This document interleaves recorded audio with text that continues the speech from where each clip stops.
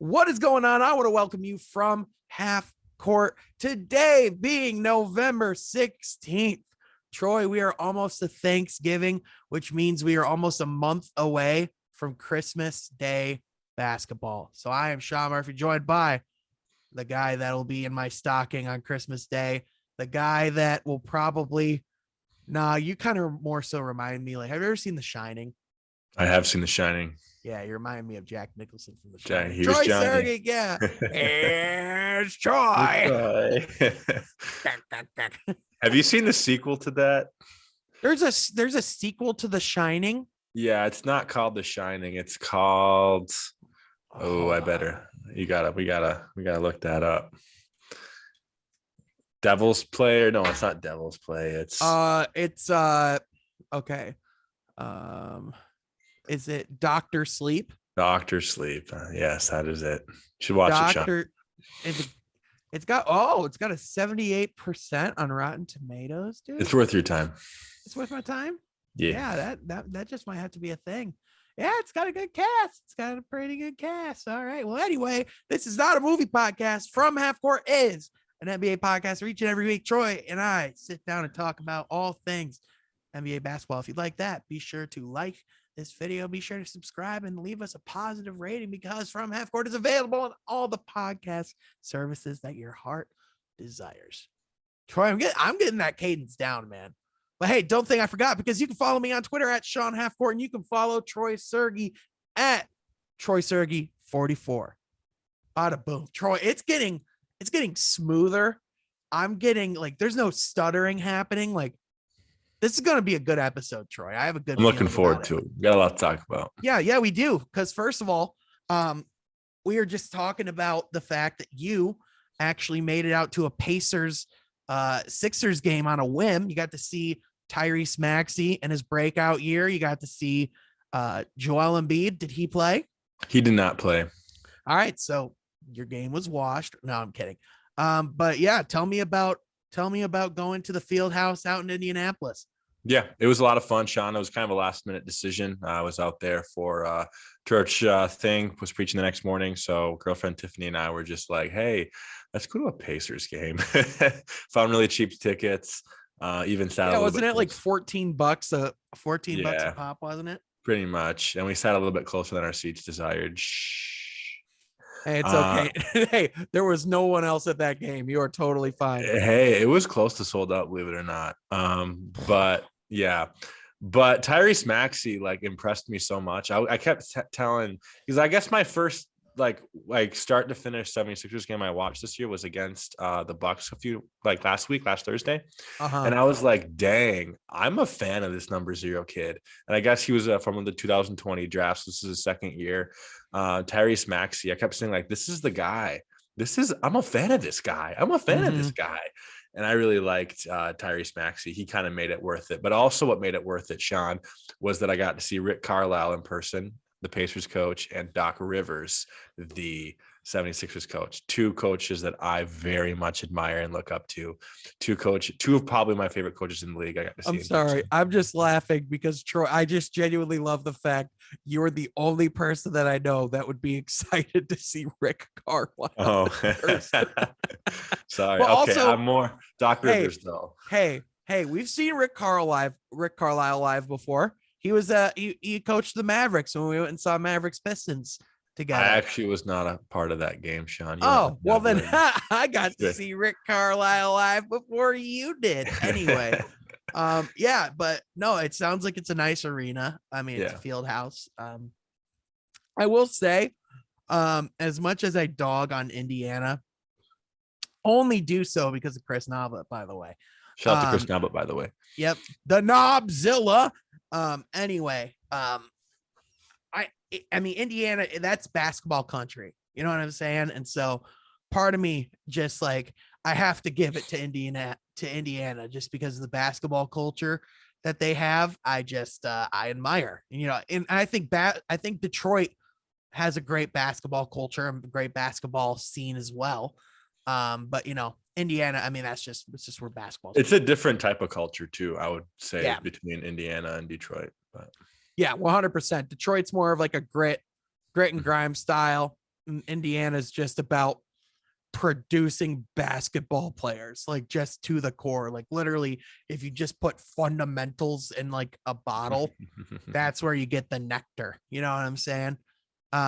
So yeah, that was a great reference to always great to reference a nectar, but anyway, no apologies from me.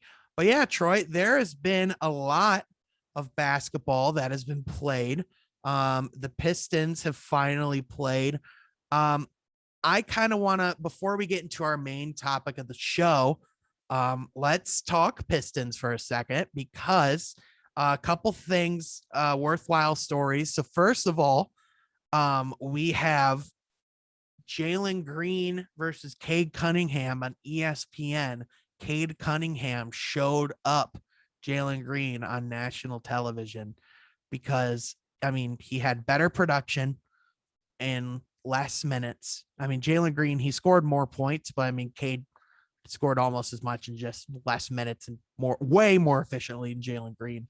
And after Jalen Green, yelled bitch at Cade, he just laughed it off as they were heading up the court. He said after the game that it was really only said for the cameras. And the beautiful part is that Cade literally held him to not scoring for the rest of the game after that.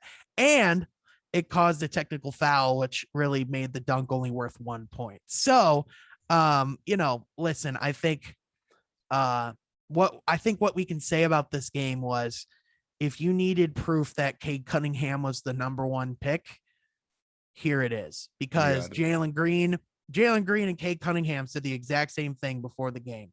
They both said, this is about the Pistons versus the Rockets. This is just another game. I'm focused on my team winning. One guy meant it. Yeah. The other guy was Jalen Green, right? And so that dunk and that play that he had, it showed what he truly cares about. And listen, if there's reasons to like both guys. If you want the guy that's gonna really, sell jerseys and make clips on social media, Jalen Green's your guy. If you want the guy that plays winning basketball, Cade Cunningham's your guy. Like, that's just the truth. And that's what's so impressive about Cade is he's just a winning basketball player in every facet of the game. Mm-hmm. He's just truly your Swiss Army knife kind of guy. Like, and he's just happy when his teammates succeed too. So, he might not be LeBron James. He might not be the caliber of a guy like that. That's like the second greatest player of all time, but like, he's definitely a franchise player, cornerstone piece. He's definitely that. You know what I'm saying? I think he can be a Luka Doncic like player in this league. I really do. Absolutely, Sean. And I think going back to your take about, what kind of player do you want on your team? I think a big statement that I saw personally in the age of social media and the age of the digital world was what both of those two guys posted on Instagram that night. Cade posted a picture of him on the ground and his teammates helping him up, right? And not only that, but also that was after the charge that he drew from Jalen Green, and Jalen Green was laying on the ground after it too. That was a funny little jab. Then anyway, Jalen Green's picture was just him dunking over Cade with no caption, right? Like, come on. Like one was about the team, the other one was about the individual. So I think that says a lot about their character. And yeah, I do see that franchise. I mean, listen, if I got a dunk like that over the guy that got drafted over me, I'm going to post that too. However, I think the thing is that it would have been, you can't post that after you lose to him. You know what I'm saying? Like, that's the thing. Like, you might have won in that moment. Cade Cunningham won the night. You know what I'm saying? He really did. The narrative flipped so quickly because after that summer league game, even though Cade Cunningham outplayed him there, everyone was like, oh, Jalen Green, better player, confirmed. Everyone's like, and and that was back when like the reporters are like, we're so glad you're here. We heard you're mad that you weren't drafted by the Pistons. Is that right? You were mad. Like, that's like literally how it felt. And I was just like, guys, you gotta quit this narrative. You know what I'm saying? But yeah, no, I've been very, very, very pleased with Cade. I will say the other storyline is how either we're really good and play stellar defense and we play well, like against the Toronto Raptors, or we get blown out by the Cavaliers, the Kings. Like I'm just surprised in the sense that last year we had a season where we really didn't experience many blowouts. And now like we're just getting blown out all the time. Yeah. Do you think this is just because it seems to me like the factor is if Jeremy Grant has an off night, right, we lose by that production we're missing. You know what I mean? Correct. So it seems to me like, tonight we did have Kade and we did have Sadiq step up, but listen, no one else did. Yeah, that's the thing. Listen, if Jeremy Grant isn't stepping up, you need guys like Killian to step up. You need guys like Isaiah Stewart to step up. You need guys to come off the bench and Josh Jackson not play as terribly as you did, because he either is adding a lot or detracting a lot from your team, and there's no in between. And then we really need to figure out this backup point guard position eventually. Before the weekend, I was just like, listen, because people were freaking out. I was like, guys, literally been 12 games. Like, let's chill on Corey Joseph. He's a perfectly serviceable guard. But like, as each game goes on, and let's not lie, even though like he's kind of matching his career statistics, you do kind of wonder, you know what I mean? Like I saw Jalen, not Jalen, dang it. Why do I keep, oh my goodness. So James Edwards the third. Yeah. This is the second time I've accidentally called him Jalen. And the first one was in person. Yeah, when I met him, literally met one of my freaking idols in this space, and I called him Jalen. Oh my goodness. But James Edwards the third, he made a tweet saying Detroit loves their second round picks more than anyone in the league. And so everyone's acting like Saban Lee is like, Chauncey Billups on our bench. You know what I'm saying? And I think, you know who ruined that was Jonas Jerebko. Yep. He really, he really did. And Bruce Brown. Yeah, man. Bruce Brown. Everyone was acting like that was LeBron James. You know what I mean? Like that was just ridiculous. But I think Saban Lee, obviously, we kind of briefly talked about his G League performances where he's scoring like over 40 points a game. Maybe you wonder if he should come in, but at the same time, it's like, Corey Joseph isn't there to perform. He's there really to just take the minutes from some of those young guys that are not playing too much. You know what I'm saying? Like he is there just to be a veteran on the court. That's what he brings. You know what I'm saying? He's one of our only veterans on the team. And so he's not a guy that's there to win as much as he's there to be a locker room guy and to be a mentor to some of these younger players. So I don't know, that to me, I feel like people are just kind of missing the point of why Corey Joseph is there. Would love to know your thoughts, Troy. Yeah. And I think that's kind of what it is there. And I think Pistons fans too, looking at the past, even 5 to 10 years, we have guys who are serviceable for certain games or certain situations. And then our fan base falls in love, but at the end of the day, they're not cornerstone pieces. And I feel like someone even like Corey Joseph would be kind of like that, but also what comes with that is when you have put your heart, soul, and effort into a player who's not meant to have your heart and soul rely on, and they have an off night where they don't contribute maybe 2 or 3 games in a row the way you think to, they're going to have, you're going to put all your blame or your energy into them. But the reality is they were never meant to be the player that you created in your imaginary head. Right. Well, and that's also the situation of this.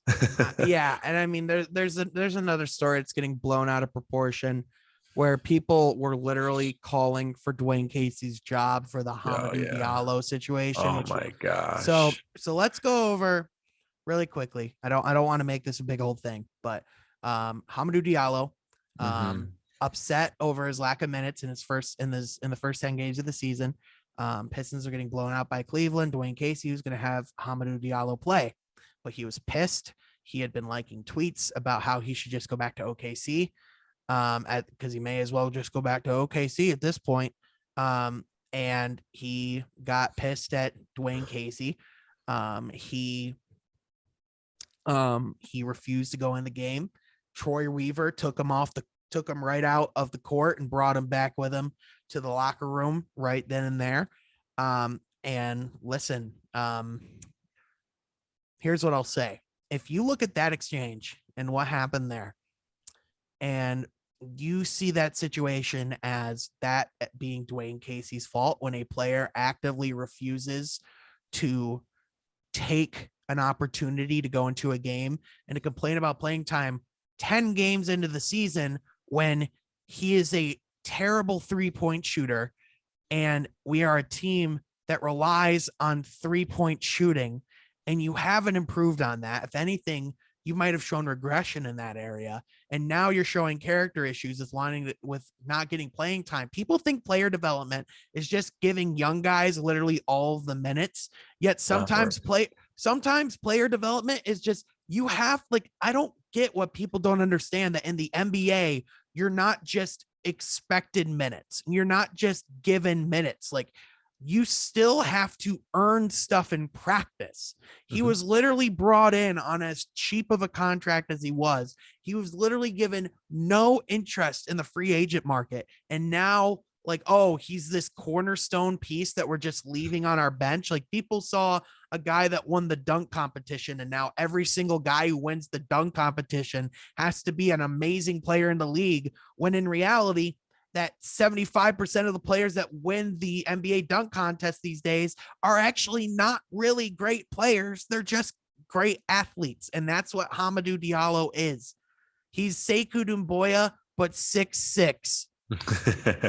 Yeah, yeah, and that's a good take, Sean. And I think even too, how we got him doesn't show cornerstone type of acquisition. We traded Reggie Bullocks for Svi Mikhailuk, and we traded Svi Mikhailuk for Hamidou Diallo. So, that just should change. Like, like, you don't bring in a cornerstone piece like a Cade Cunningham or even a Jeremy Grant in free agency, or an Isaiah Stewart, and not have them be a part of your core plan. You bring in a guy with the first pick or a first round pick or a free agency, and you do want to put your cornerstones, but that's just not how we got Hamidou Diallo. What, Sean, are you laughing because it's true, or are you laughing because it's off track? I'm laughing because I just got on Twitter just to see so you weren't listening to my take. Okay. No, I was. I'm sorry. But then all of a sudden I saw this and it just made me laugh, because it fits perfectly what we're talking about, and Pistons fans are going to get so pissed, and it's going to be fun. So you ready to hear it? Yeah. All right. The Detroit Pistons have assigned Saban Lee and Isaiah Livers to the Motor City Cruise, the team's G League affiliate. This coming in from the Pistons PR Twitter account. So clearly tonight was really just an opportunity of, look, they're in Detroit. Might as well bring Saban Lee onto the roster for tonight, give him some time in the NBA. But ultimately, he's staying with them. When they're not in Detroit, he's gonna be with the Motor City Cruise. So did he score tonight, Sean? I think he did. Let me check. But yeah, I I only laughed because I'm just talking about how Pistons fans are freaking out that this guy's not getting all of the minutes. He got 4 points. Nice. Yeah, not bad. 10. Yeah. Hey, granted, 10 times less than when he got in the G League, but still, it's something. It's almost like it's a lot easier to do that in the G League. I wonder why. I wonder how. In the NBA. I wonder Never why that could possibly be. Yeah, never would have guessed that. It's almost like, guys like Alex Caruso and Seth Curry were able to develop their game, or I don't know, Pascal Siakam were able to develop their game in the G League. That's no, weird. Sean, they're NBA cornerstone pieces. What are you talking about, G League? You don't send players like that to the G League. It just bothers me. People don't understand that, like Like they just act like the G League is degrading or that it No, doesn't it's count or not. it doesn't mean anything. But like literally Michael Porter Jr., like a player, or not Michael Porter Jr., Kevin, Kevin Porter Jr. on the Rockets. Yeah. By the way, one of NBA Twitter's favorite players that I think is not really that good. He can put up 40 points on 50 shots. I can tell you that much. But listen, I think I just don't think Saban Lee's he's a good point guard, and I think this is just going to be a great opportunity for him just to keep developing those skills. Because listen, he can hoop, like he can play basketball, and he can come in and give you good stretches, but like you have to be able to do that consistently on the NBA level. And so where do you get that consistency? You get it in the G League. Yeah, and I see a ceiling of him being like a Lindsey Hunter. But yeah, I also that. So I also see what a bottom of that being right, a G League back and forth player till he's in Europe. Kind of like a slightly upscaled Will Bynum. Yeah, Mm-hmm. absolutely. And I think that would be great for our team. Mm-hmm. Yeah, but not right now. Yeah, 100%. And listen, no matter what, I don't think you see him in a situation where he's anything above the third guard on this team, or the third point guard. Because you have Killian, you have Cade, you have Corey Joseph still, which by the way, Corey Joseph can still do it more consistently than Saban Lee. I'm sorry. I bet you Corey Joseph would put up 40 in a G League game. I'd bet on that. Yeah, same. And I think another thing too, Sean, is that people think with our team being in such a rebuild / restoration kind of mode that you can put anyone on the court at all times and it doesn't matter your outcome. And I think that's where a lot of this tension comes from, but that shouldn't be your mindset when developing a player or not. Right. Yeah. And I think the other thing too is just like, I mean, I think people forgot what this year was. You know what I'm saying? Yeah. So I think at the end of the day, we have to really remember patience. But that's not going to happen because people were calling for Dwayne Casey's job after the Cleveland game, which if that's what you're calling for a job over, by the way, a team that is in the playoffs as of right now, with a team that has elite interior defenders, a team that is blossoming at the moment, then you're a casual. Anyway, that's what I got to say on that. But now it is kind of time to talk. Speaking of Cleveland, let's talk surprises in the NBA. We're going to do 2 good and 2 bad. So, Troy, I'm going to start with our first pleasant surprise, and that is the Washington Wizards. Yeah. They are number 1 in the Eastern Conference. They're 9-3. And like, here's the surprising thing, Troy. Which rating do you think is higher for this team? Their offensive rating or their defensive rating? Defense. You really think this team would be a better defensive team than an offensive team? I mean, I'm expecting offense, but I just feel like. Okay, but you're expecting offense? Yeah. That's the crazy thing. I would expect offense too, but you're correct. It is defense. So this team, their offensive rating is 15th of 30 in the league. They are average offensively. They are 4th in defensive rating. Yeah. You got hungry guys on that team though. So that explains it. Mm-hmm. Yeah, 100%. I mean, listen, nothing wakes you up more than getting traded from the LA Lakers. Nothing wakes you up more than when LeBron James thinks you're no longer worthwhile on your team.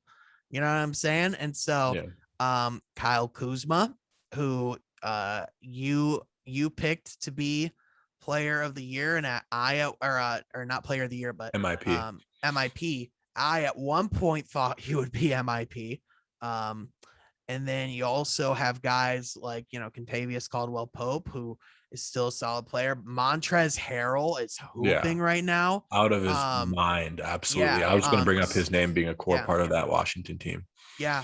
Spencer Dinwiddie just being a presence on that team. And then listen, you have guys like You have guys like Aaron Holiday that comes off the bench who can be a reliable defensive player, being the brother of Drew Holiday. Those Yeah. Holiday players can defend, turns out. So, Yeah. and on top of that, you have Bertans, who's a guy that can get you some shooting off the bench. I mean, he's not quite what he hasn't really been what they've hoped he would be. But I mean, hey, this team I don't really need him right now. And that's the crazy thing is, this team's better without Russell Westbrook. Right. No, absolutely. Way better. You have to look at that when assessing Russell Westbrook's career. And I feel like I kind of saw that once this trade was made, because listen, he didn't bring you anything. He legit did not bring that Washington Wizards team anything, but he was having a career year, or even an NBA historical year with some of the stats he was putting up with triple doubles. So it's something you got to remember. I think he's currently playing very similarly to John Wall of last year. And John Wall currently not even playing in the NBA at the moment, and probably won't play this year, according to Woj. So, wow. So that's a thing. But yeah, this Washington Wizards team. Now listen, I'm gonna give you a little secret, inside NBA tip. You ready? Ready. They're not going to stay in the top of the conference. In fact, I'm going to go on a limb. I still think this is a play-in team. I think they will slip down to the 7th seed or the 6th seed or the 5th seed. Because listen, I think this team, you're only going to win so many games when Bradley Beal is currently averaging 23 points, 40% from the field, and 25% from the three. You're only going to win so many games when Bradley Beal is only averaging 4 free throw attempts a game. That's just something that's not conductive to winning basketball. You know what I'm saying? So there's just things that are happening right now that just don't make sense. And I mean, listen, I would have to look at their schedule. Let me just pull up their schedule real quick, if that's okay. Yeah. I just want to see who they played. But Troy, do you agree? Do you think I'm crazy? What are your thoughts? No, I think you're on the right track there. But also, one thing I might add to Bradley Beal's low shooting would be that it's low shooting now, and the shots will fall soon. Therefore, I don't think he's going to stay at these stats for the rest of the year. Right. But can you also rely on this kind of play continuing from Kyle Kuzma, from Montrezl Harrell? Can Montrezl Harrell keep playing like this? Yeah. I don't think so. You know what I mean? I don't think so either. Now I will give him credit. So it looks like okay, so they beat the Raptors, the Pacers, lost to the Nets, beat the Celtics, beat the Hawks, beat the Celtics, lost to the Hawks, lost to the Raptors, beat the Grizzlies, beat the Bucks, which, I mean, the Bucks win was okay, but I mean, listen, that Bucks team is beating the shreds. And then they beaten the Cavs and the Magic. So listen. Yeah, good teams. Not really. Good young teams. Yeah, but they lost to the truly good teams they played. Right. So listen, I think their schedule, just from a glimpse. Oh yeah. It is gonna come springtime, come January.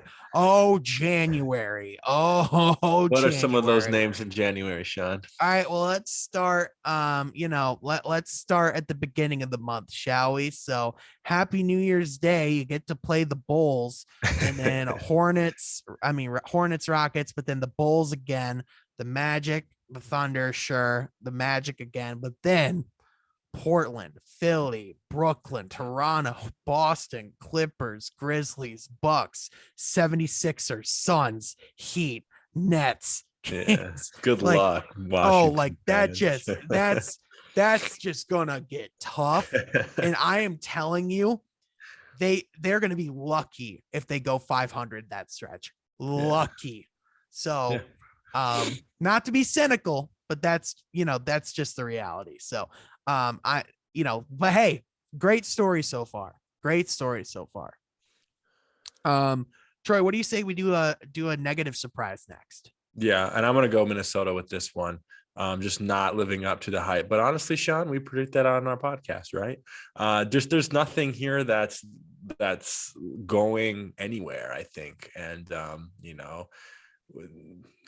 surrounding your team with Kade and those guys, I don't know. I don't see a lot of hope for the future in that franchise. And the continuing story of this is no surprise, but it's also with the talent they have, it's at least a little bit of a surprise. But I mean, listen, they just need a veteran star on that team. You know what I mean? They and need, it's not Kade. and they're one piece away. Well, listen, I think Kade's a great player. I think he'd be a great second. I think listen, Scottie Pippen, Yeah. plug your ears. He's more of a Pippen than he is a Jordan. You know what I'm saying? Anthony Bennett, he's a third guy. Anthony not Bennett, Anthony Bennett. Anthony Edwards. I'm sorry. He is way better than Anthony Bennett. But Anthony Edwards, he's a great third guy. You know what I'm saying? So they need one more guy, whether it's a Ben Simmons, whether whoever it is. They got to do something. So let's look at their game log. Win, loss, win, loss, loss, loss, loss, loss, loss, win, loss. And what's their score right now against the Suns at this moment at 10:48 on Monday night? That is a great question. Let me check. My game might be over, actually. It is. They lost. Yeah. They only lost by 3, but they lost. So I know this team has really said that they needed to have a defensive identity, which is great. They're 16th out of 30 in defensive rating. The problem is this team with this offensive firepower with Cat, D'Angelo Russell, Anthony Edwards. I almost said Anthony Bennett again. Oh, it's Anthony Bennett. 26th out of 30th. Yeah, that's oh gosh. That's offense, you said, or defense? That's offensive. Yeah, right. And that should not be that low. This team is supposed to be efficient. They're supposed to be high-powered offense. They're supposed to rely on that efficiency, and they're not efficient at all. Yeah. Let's look at some per game percentages here. Let's look at the worst offenders. All right. Right off the bat, D'Angelo Russell, 39% from the field. You can't shoot 39% from the field. Malik Beasley, 32% from the field.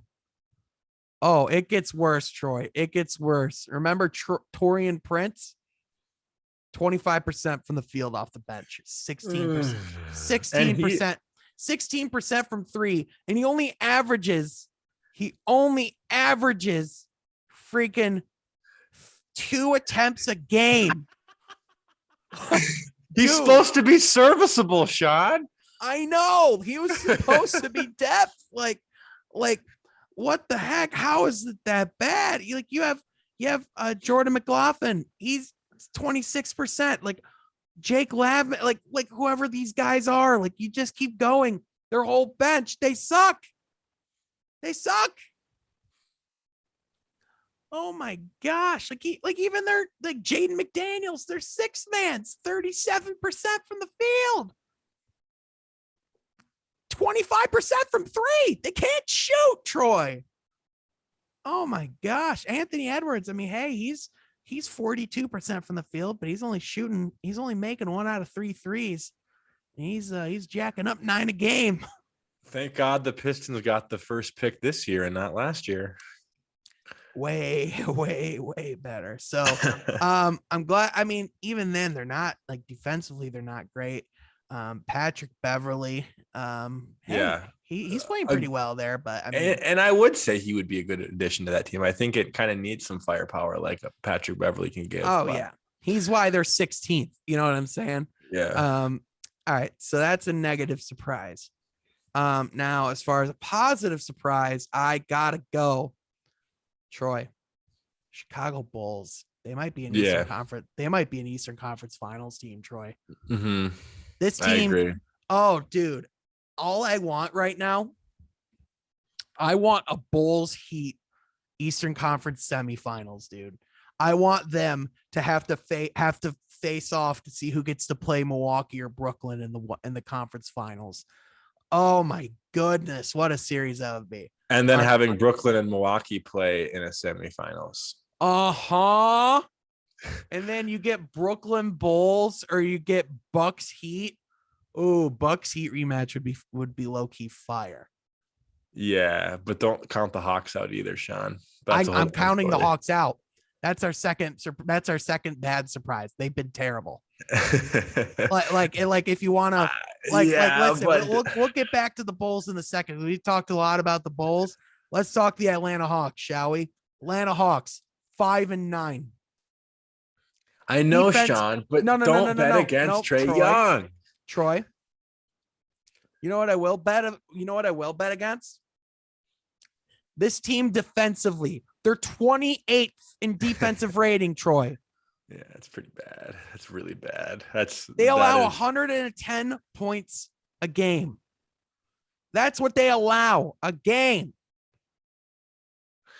It's pretty bad, Sean. Plus, Trae Young, don't ever count him out, except count out the fact that he's going to be getting to the free throw line because, listen, he's one of those guys that really built his game around those free throw rules. He really took advantage of it. He's only getting to the free throw line 5 times a game now. He used to get to the free throw line 15 times a game. Yeah. So that's a thing. But not only that, also, listen, man, you can't look at this roster and tell me that they're not supposed to be good defensively because, I mean, let me just read some names real quick, okay? Clay Capella. Yeah. Not a scrub on the defensive end, right? Right. Yeah. John Collins. Not really a scrub on the defensive end, right? Kevin Huerter. Solid effort guy. DeAndre Hunter. He's an athlete. Cam Reddish, 3-and-D guy. Solomon Hill, Lou Williams, Gorgie Day. Like, this team should be way better. Way better. And especially coming off of a year where they made it to the Eastern Conference Finals, it's really disappointing to see them coming out and playing like this. And it makes me question if what we saw last year was a fluke due to the pandemic. And listen, that's just where I'm at right now. I have reason to be concerned. Does that make sense? Am I being fair? You are being fair. And like I said, I didn't realize the defensive stat. I just know that Trae Young annihilated the Knicks and 76ers last year. And I just don't want to not give credit where that is due or count them out for the future. So that was where I was getting at with mine. And I still am kind of there, but the defensive thing is absolutely alarming. Yeah. Now, last year, they were 12th in opposing points a game. They still allowed 111 points a game. However, they were able to outscore their opponents on average. They were able to make up for that. But the problem is that only works so long, especially when the rules change, because that is affecting players and that is affecting how players are. I mean, Damian Lillard, Bradley Beal, James Harden, like a lot of these guards. It really seems like, I'm not saying it's showing who's truly elite. I would say I think it's showing who relied on that and who didn't. But yeah, let's get back to positive things. Let's talk about Chicago. The Bulls. Wow. I am bullish on this team. They granted got blown out by the Warriors, but otherwise, wow, this team. Mm-hmm. Phenomenal defensively. DeMar DeRozan is playing the most inspired basketball of his career. Right. He has a purpose. The most inspired basketball. This is the most motivated I have ever seen DeMar DeRozan. It feels like people wrote him off after he couldn't beat prime LeBron James in the Eastern Conference semifinals, which it's prime LeBron James. They were a number 1 seed, Sean. Don't even. If Dwayne Casey had Kawhi Leonard, they win the damn chip anyway. Okay, I do agree with that. Troy, it's Twitter's killing me, dude. Like just all the Dwayne Casey. Yeah. Anyway, it's unintelligent basketball. Mm-hmm. Yeah. A lot of casuals out there exposing themselves is all I'm saying. Anyway, yeah. So this Bulls team, even without Nikola Vucevic, I think will be perfectly fine because now you have an excuse to throw Alex Caruso out in the starting five, and you can play a lineup with DeMar DeRozan at the 4, and you can kind of play a more small ball 5 that's versatile and has good length and can defend. You have guys like Derek Jones Jr. Obviously the Patrick Williams injury was a big blow, but I mean, listen, I think these guys are going to be just fine, especially if you're getting the production you're getting out of Lonzo, Zach, and DeMar. So this is my favorite team to watch in the league right now. Yeah. Yeah. No, I'm impressed with them. And I think Lonzo adds a whole different dynamic to that team that, we were kind of expecting, but weren't expecting to the degree that we see. Speaking of inspired basketball. Yeah. Just a baller, dude. He gets buckets. Absolute buckets. Absolutely. Yeah. So go ahead. And then an honorable mention, I think, to a team that I'm happy about is going to be the Charlotte Hornets. They're probably my second favorite team to watch right now. I just love how my former Spartan Miles Bridges is playing for them, and I think LaMelo Ball is an absolute stud as well. So I wanted to give them another shout out. We talked a little bit about them last time, but I wanted to say again how I really am impressed with them. Maybe it doesn't show 100% with the win-loss column, but I think they have something a little bit special going on in Charlotte. They look a year away. Yeah. They look like next year. And I'm okay with that. Yeah, 100%. But to your point, they definitely look impressive. So I'd say those have been our surprises so far. All right. So one more surprise I would say has been not really a surprise at all, is that Jason Kidd sucks as an NBA coach and the Dallas Mavericks are really not that good. Yeah. I agree with the second part a little more than the first, but all right, really. So hand in hand. What has Jason Kidd done well as an NBA coach so far? The development of Giannis. I would argue that was like Doug Collins to Phil Jackson for Michael Jordan, where Doug Collins kind of helped Jordan become this beast, but then Budenholzer found a way to make him a playmaker and a passer, and then also a dominant force. You know what I'm saying? That's kind of what it reminds me of, but also, so the other thing, and we got to have a conversation about this, if you just got to be honest. Luka Doncic came in fat. And listen, I am not the person to make these judgments. May he, without donut, cast the first stone. That is a stone I cannot cast. However, if you look at their schedule, they're beating bad teams and losing the good ones exclusively. Like that is literally all their schedule has been. Like they're 8-4, but they're such a crappy 8-4. They're not that good offensively. They're not that good defensively. Somehow they're better defensively than they are offensively. That's a problem. And this is a team that when they first got Porzingis, you and I were pretty excited about that. We thought this team could lead the West. We thought this team could be a finals team. I thought this was going to be a potential team that was going to run the Western Conference in 5 years. And then all of a sudden, Kristaps Porzingis turned to be one of the worst contracts in the league. Mm-hmm. Yeah, I would agree. Sucks. I mean, let's just look for the sake of curiosity, let's look at his statistics. So he is currently in the season of 2021-22, averaging 17 points, 42% from the field, and only 30% from three. Yeah, So not the not most impressive exactly. stat line. No, not exactly what you want to see. But now, you know what is impressive? The view from Mount Rushmore, Troy. And I think it is time we take our trip. Yeah. Troy, we're having a little bit more of a fun one this week. Yeah, a really fun one, Sean. We are doing the Mount Rushmore of NBA nicknames. NBA nicknames. All right. So I would like to start. of course. What's that? What's on Mount Rushmore? Where are we starting?